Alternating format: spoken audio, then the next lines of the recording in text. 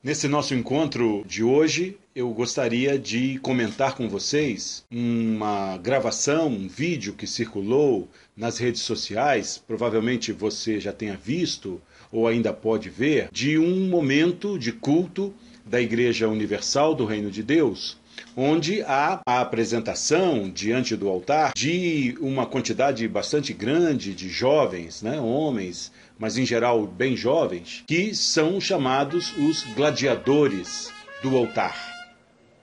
É uma cena bastante contundente, porque destoa um pouco dos cultos tradicionais das igrejas evangélicas, e porque apresenta um espírito de guerra, um treinamento. Inclusive, eles são jovens treinados para a liderança destas comunidades, dessas denominações em torno da Igreja Universal do Reino de Deus. É uma cena que chama a atenção porque torna de maneira mais nítida aquilo que nós chamamos de uma cultura de violência ou cultura de guerra. Aqui eu não estou fazendo um juízo de valor em relação ao trabalho da Igreja Universal do Reino de Deus como um todo.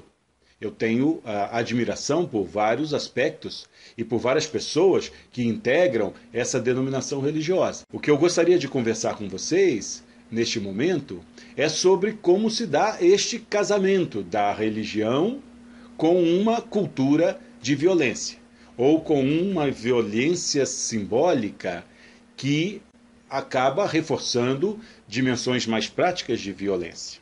É bastante importante dizer que esta manifestação religiosa, ela não é algo exclusivo da Igreja Universal do Reino de Deus ou de outras igrejas pentecostais, mas ela está presente no cristianismo de um modo geral, tanto no passado como também no presente. Vocês sabem que o catolicismo romano sempre teve os seus exércitos, os seus grupos assim, que têm um tipo de visão e inclusive de vestimentas associados à guerra.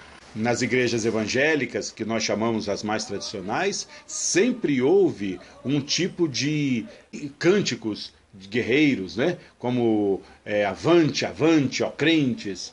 Isso faz parte da cultura evangélica.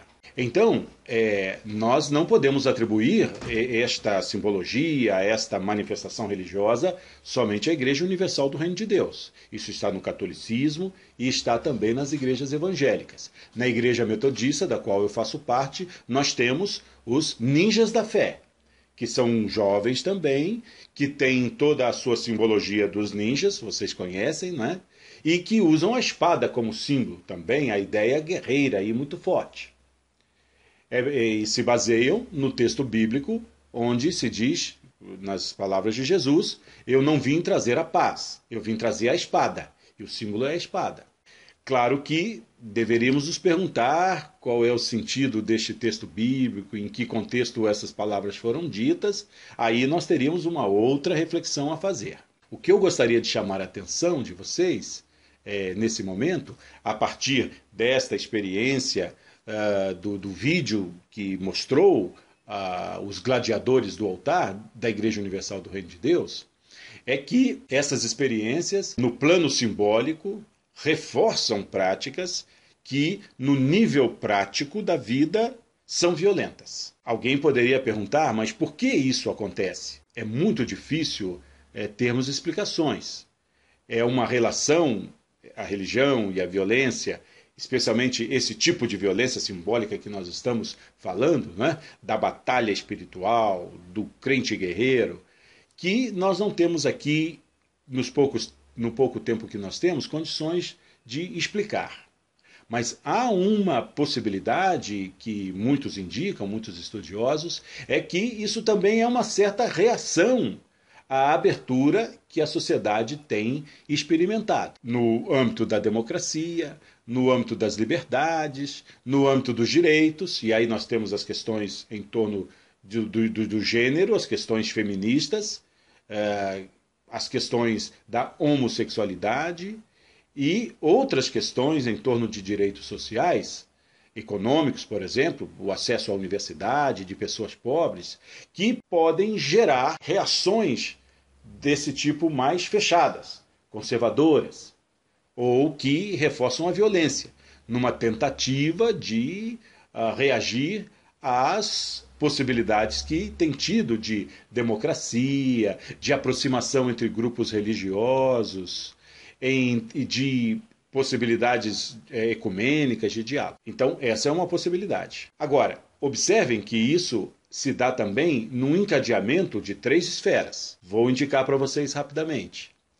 A esfera política, e vocês têm acompanhado isso, um certo rancor, um certo ódio contra determinados partidos políticos, e aqui eu não quero entrar em debate político, em dizer esse ou aquele, obviamente eu tenho o meu partido, né? Mas na sociedade se dá fortemente uma reação muito contrária, independentemente, às vezes, você percebe isso, até de qual tema seja o debatido, mas é uma cultura de ódio. Eu sou contra o PT, contra o governo. Esse tipo de fobia se dá também numa outra esfera, que é a esfera cultural. Na esfera cultural, nós temos, por exemplo, todo esse campo dos direitos, que eu já mencionei, das mulheres, homossexuais, pessoas pobres que querem ter direitos sociais, e o quanto que nós vemos de reação contrária a isso, né? É um outro tipo de lógica de desqualificação.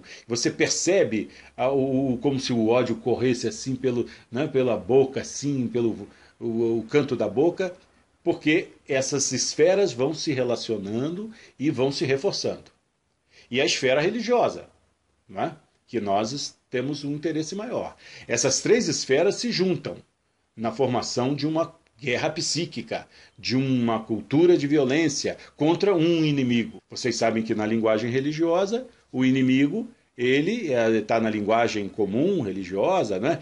Pisa no inimigo. É claro que as pessoas, de um modo geral, não têm essa ideia abstrata de inimigo.